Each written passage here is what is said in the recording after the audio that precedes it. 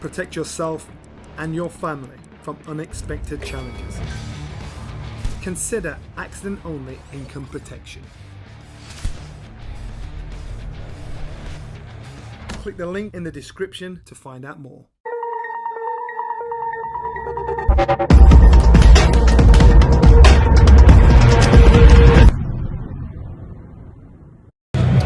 Boxing King Media in association with SaveMoreMoney.com. With me, Lauren Price, British champion. Yep. Lauren, how are you? Hello.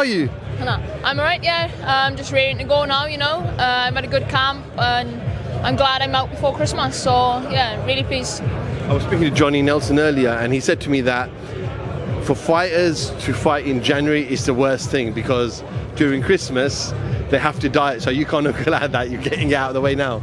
Yeah, obviously Caris is boxing in January, so I'm not going to stuff my face in front of her, but she's in a good place as well, so we can both enjoy our Christmas dinner.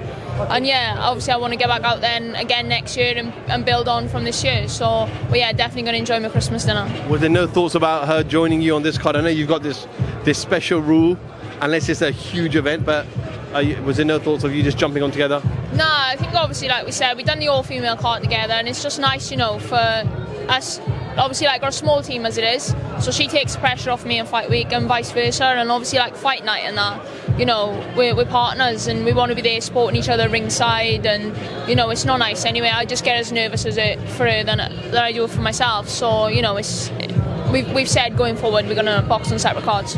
Obviously being a decorated amateur, winning the first British title for women's boxing, has the mindset got stronger to say, listen, I want that world honours now, I want it as soon as possible? Yeah, obviously when I first turned over pro as well, that was kind of the aim, obviously with my amateur background and that, and what I've achieved doing that. I wanted to move fast, and I wanted, I'm going in now into 2024. I've settled into the pros, and that's what I want. I want them big fights. Obviously, I got a job to do tomorrow night, and I plan on doing it well. And then obviously speaking to Ben and John and the team, and I want them big fights. And that's it really. I just believe in myself, and I believe, like I've said this week, the girls who got the world titles at welterweight, I believe I'm up there, and I believe I beat them. So for me now, that's what I want going into 2024. I want a big year. I mean, is it fair to say that by 2024 you would have had a title shot by then? Yeah, well, I hope so. Anyway, that's the goal. That's the ambition. I'd love a shot at a world title, and the next thing on my list then is obviously I want to bring big boxing back to Wales, in Cardiff, and have my own come in. Obviously, for years, I've boxed away from home, even as an amateur, boxed all around the world. So to have an home crowd behind me, that's something, that I've dreamt of. I just want to go back, obviously, a couple of weeks, Katie Taylor, Chantel Cameron, a great fight, a great second fight. Did you expect, it was a close fight, it could have really gone either way, but I think a lot of people had it Katie by maybe a round. But did you expect that kind of performance from Katie, considering that first fight domination by Chantel? No, I'll be honest with you, I thought Chantelle again would be too strong for her.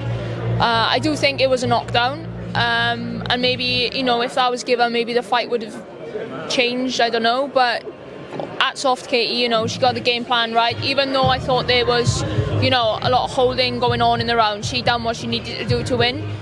She's the quicker one out of both of them, with her speed, her hands, and I thought she boxed very well.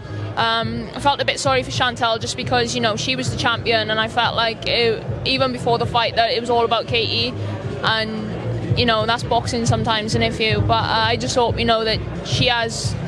Obviously, they're on about doing it again in Ireland. It'd be nice, obviously, to do it at Chantelle's, home and that way. And yeah, it was a great fight overall, and I think it's great for, women's boxing and boxing in general. Do you feel like for Katie Taylor that has to be her next fight, or does she go and visit a Serrano? I don't know. I think either, they're both great fights today, and how many fights have Katie got left? She's coming, I suppose, towards, the back end of her career now, so yeah, I suppose whatever fight is going to give her the most money, that's what she'll go for. A lot of different opinions in women's boxing with regards to the 12 3-minute rounds, or kind of the 10 3-minute rounds, or the 10 2-minute rounds. I know you're still fresh and young in your professional career, but where are you with this, and what's your stance on this? So it's an odd one because, you know, I agree with both people. Like, obviously 3-minute rounds, yeah, that would be great, you know, to be as equal as men and whatever. But on the other hand, I don't think that there's a big enough of elite, you know, the pool's big enough of elite fighters for that to happen. Don't get me wrong, in some fights, yeah, the elite fighters will be able to cope with it. But I think for like the lower opposition in female boxing, I think it would just, they wouldn't be able to deal with it. And I think obviously at the minute, you know, even the lower opposition, 2 minutes, it goes quite fast and it's exciting. Even for the higher level girls as well, you know, 2 minutes is exciting pace as well. I think Matthew Macklin was on about it the other day, you know, and I agree with him on that term. You know, I do think that, you know, it will kind of slow down a little bit. So it's all, if you weigh it up, it's all according, I suppose, what people want to see. Okay, Lauren, thank you for your time. It is weighing day. It is Saturday as well. Yeah. A little bit different today, but yeah, wish you all the best. Wish you all the best Sunday night, and I'm sure we'll catch up with you after the fight. Nah, thank you very much. Thank you. Have you ever been stranded on the side of a motorway with a broken down car? Like me, is that something that worries you? That's where motor breakdown insurance comes in. If your vehicle breaks down, a trained professional will be sent out to get you back on the road. Or if this is not possible within the specified time frame, to transport you to your home or to the nearest garage.